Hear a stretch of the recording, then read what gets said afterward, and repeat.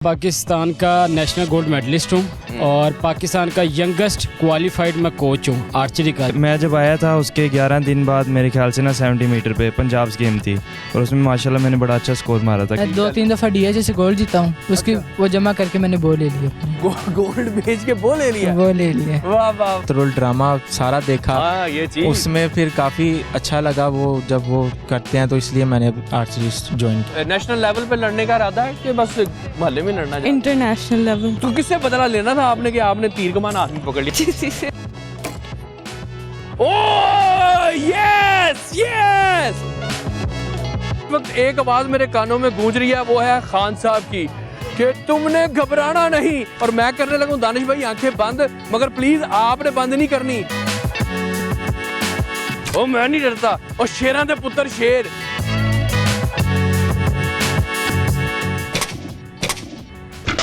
मैं बच गया।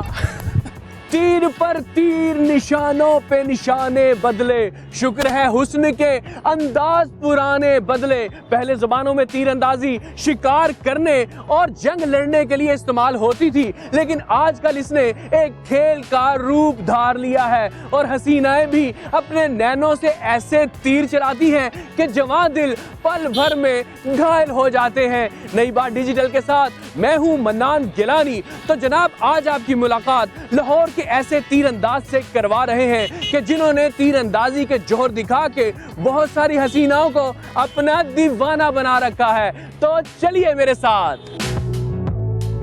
तो जनाब, पाकिस्तान के यंगेस्ट क्वालिफाइड आर्चरी ट्रेनर हमारे साथ मौजूद हैं, तो इनसे बातचीत करते हैं। अस्सलाम वालेकुम भाईजान, तीर रोक लें अपने, जरा हम पे निशाना नहीं लगाना आपने। अस्सलाम वालेकुम। अस्सलाम। बिल्कुल ठीक ठाक, आप कैसे हैं? ठीक है भाईजान, आपने इतना कुछ अपने नाम कर लिया इतनी छोटी सी उम्र में, क्या क्या है आप, कितने मेडल आपके अपने नाम हो चुके हुए हैं?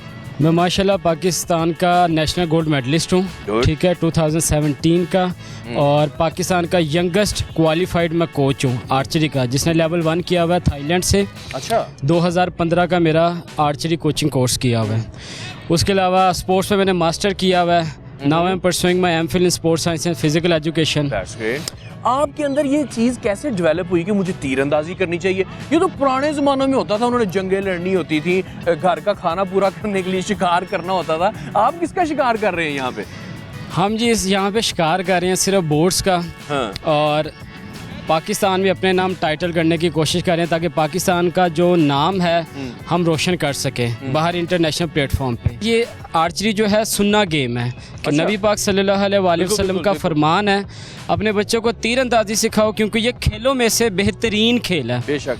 तो चूँकि सरकार का फरमान है, बेहतरीन खेल है, और इसमें फिर आपका हेल्थ बेनिफिट बहुत ज़्यादा है। उसका फिर प्रैक्टिस में रखने का भी हुक्म है कि आपने तीरंदाजी जब सीख ली तो उसको फिर उसकी प्रैक्टिस में रखना है। एग्जैक्टली। अर्तुगरुल गाजी एक नाज़रीन ड्रामा आया पाकिस्तान बल्कि पूरी दुनिया में बड़ा मारूफ हुआ, उसमें हमने देखा कि वो भागते हैं, तीरंदाजी करते हैं, उसमें खवातीन भी करती हैं। तो आप समझते हैं कि उस ड्रामे के बाद नौजवान नस्ल जो उसमें रुझान पैदा हुआ? नो डाउट, ड्रामे की वजह से आर्चरी का पाकिस्तान में प्रोग्रेशन आया, प्रमोट हुई है। बहुत से लोग अभी हमें कॉल्स करते हैं कि हमने ड्रामे के थ्रू देखा हुआ है, तो आप क्या आर्चरी, हमने नाम सुना हुआ है, अगर आर्चरी अकेडमी आप प्रॉपर ट्रेनिंग करवा रहे हैं, तो नो डाउट गेम पाकिस्तान में फेमस भी हुई है और लोगों का इंटरेस्ट डेवलप भी हुआ है। आजकल के ज़माने में जो बो है, पुराने ज़माने में होता था वो ऐसे एक कमान सा होता था लकड़ी का, और उसके ऊपर वो उसको खींच के तीर जो है वो निशाना साधते थे। ये जो आपके हाथ में बो है, ये मुख्तलिफ किस्मों में आगे में अभी ये जो बो है इसको हम कहते हैं रिकर्व बो। ये बड़ी मॉडर्न किस्म की है। एक तो वेटेड होती है। पहले जो ट्रेडिशनल बोज रही हैं, मुझे पकड़ाएं जरा, जो ट्रेडिशनल बोज रही हैं वो वुडन की होती थी, लाइट वेटेड थी। ये अभी मॉडर्न किस्म 15-20 किलो की लग रही है। ये तकरीबन इसका वेट है 3 to 3.5 kg या इससे ज़्यादा भी अभी हो सकता है। अच्छा, एक आर्चरी जो है वो हॉर्स की बैक पे भी होती है, वो ज़्यादा मुश्किल होती है घुड़सवारी करते हुए आपने निशाना साधना है? आप हॉर्स राइडिंग करते हुए गेम कर रहे हैं आर्चरी की, वो ओलंपिक गेम का हिस्सा नहीं है। जो भी हमारे पास नोविस आता है, यानी बिगनर आर्चर आता है, हम उसको 5 मीटर पे पहले प्रैक्टिस करवाते हैं।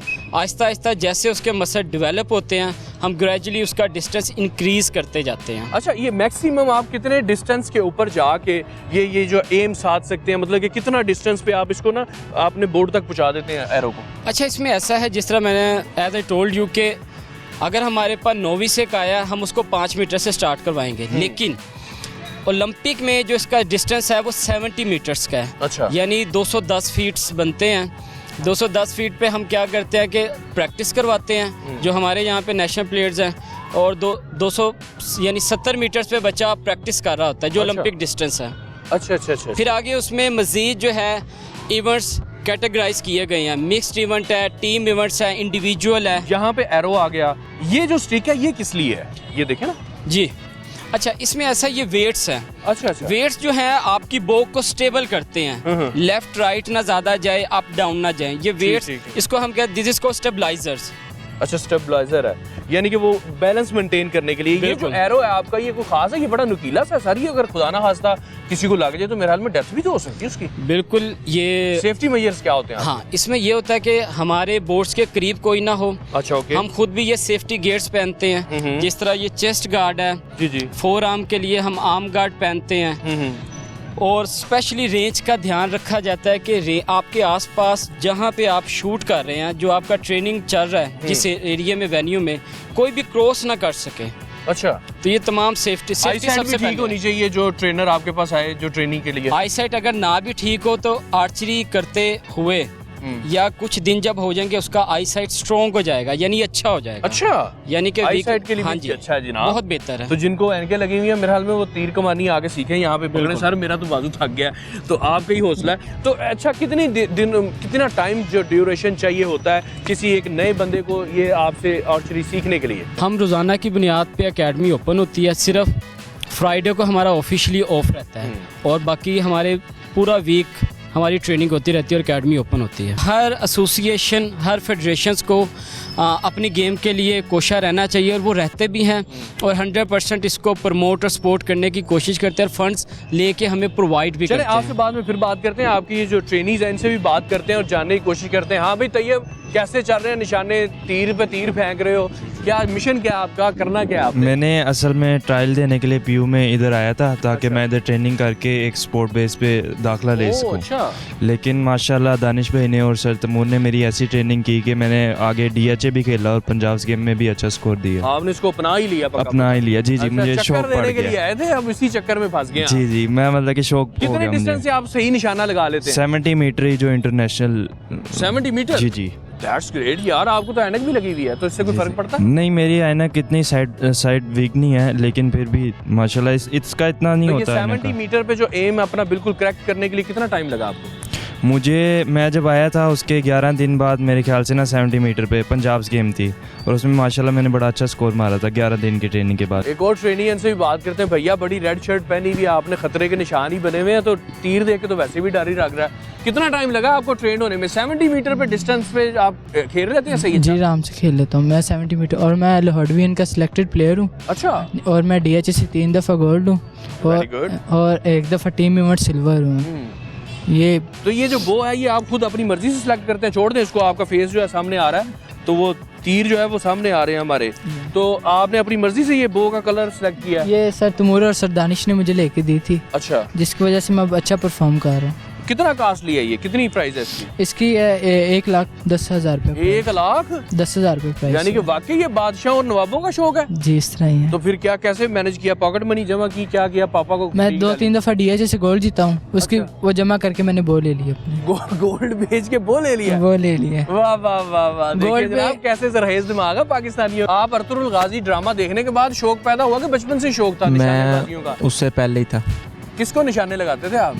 बोर्ड पर ही। वो गुलेल लेके चिड़िया तो नहीं मारते थे? नहीं। अच्छा, तो बोर्ड पे घर में आपको ये शौक था, कैसे आया? मैं पूछना ही चाह रहा हूँ क्योंकि हमारे वालिदैन तो करते नहीं है तीर कमानियाँ। तो पहले तो जंगजू होते थे बच्चे भी, वो इंस्पायर होके माँ बाप से उनकी ट्रेनिंग का हिस्सा होते थे, या शिकार करना होता था उन्होंने। अब तो इसका काम भी कोई नहीं है। जी दानिश सर ऐसे ही हैं जैसे हमारे भाई हैं, ये हमारे असल में घर के साथ भी रहते हैं, उनका घर है। तो जब ये जाते थे मैंने इनसे पूछा कि भाई आप कहाँ जाते हैं, तो इन्होंने ऐसे बताया कि मैं यहाँ ट्रेनिंग करने जाता हूँ, मैं ट्रेनर हूँ। तो मैंने इन्हें कहा था कि एक दफ़ा मुझे भी लेके जाएं। तो वो फर्स्ट डे था जब मैं फर्स्ट डे इस अकेडमी में आया, उसके बाद मैंने कहा ये अकेडमी नहीं मैंने छोड़नी। उसके बाद काफ़ी शौक पैदा हुआ इस गेम का। फिर उसके बाद अर्तुगरुल ड्रामा सारा देखा, ये चीज़ उसमें फिर काफ़ी अच्छा लगा वो जब वो करते हैं, तो इसलिए मैंने आर्चरी ज्वाइन किया। आप जैसे हैंडसम बॉय जो हैं वो तो गर्ल्स कॉलेज के बाहर खड़े हुए नजर आते होते हैं हमें, तो यहाँ क्या कर रहे हैं आप? नहीं ज़रूरी वहाँ पे नहीं, निशाने क्यों नहीं लगा रहे? ज़रूरी नहीं कि हैंडसम लड़का लड़कियों के गोल सामने खड़ा हो। अच्छा, ये सुन्नत रसूल है तो हम वो पूरी कर रहे हैं यहाँ पर। माशाल्लाह। तो अर्तुरुल गाजी से तो नहीं इंस्पायर हुए आप?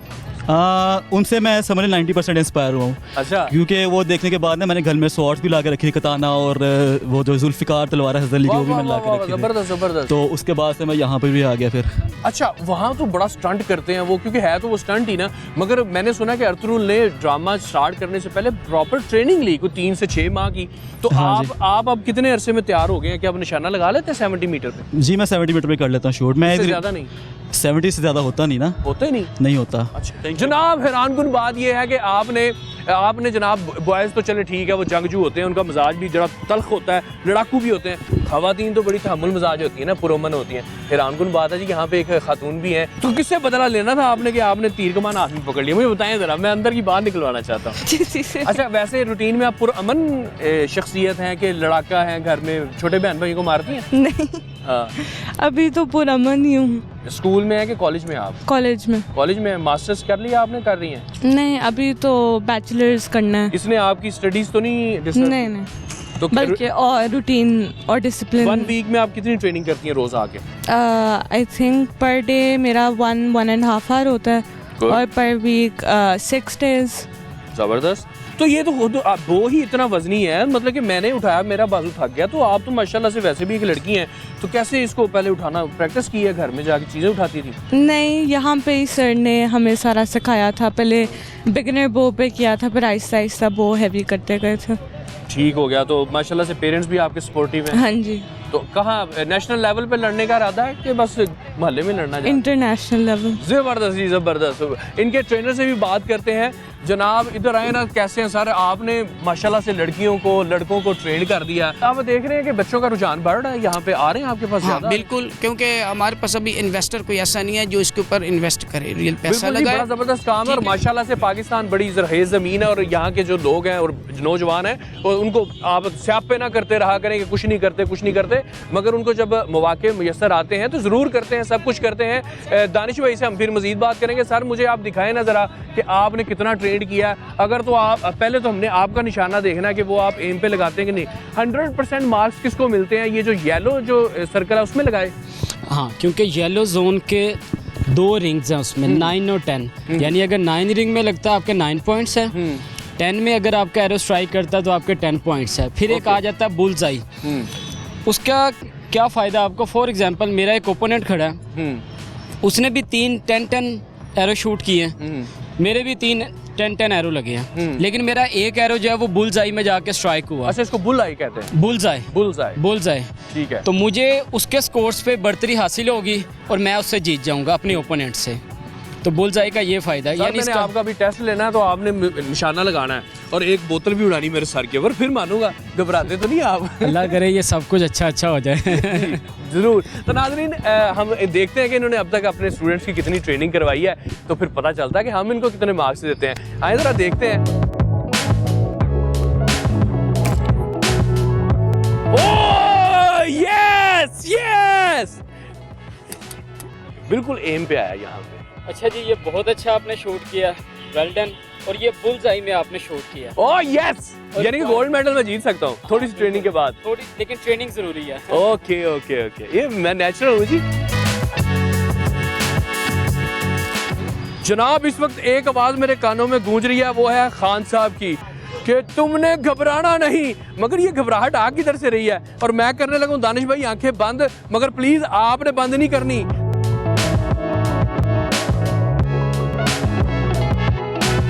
ओ मैं नहीं डरता, और शेरां दे पुत्र शेर।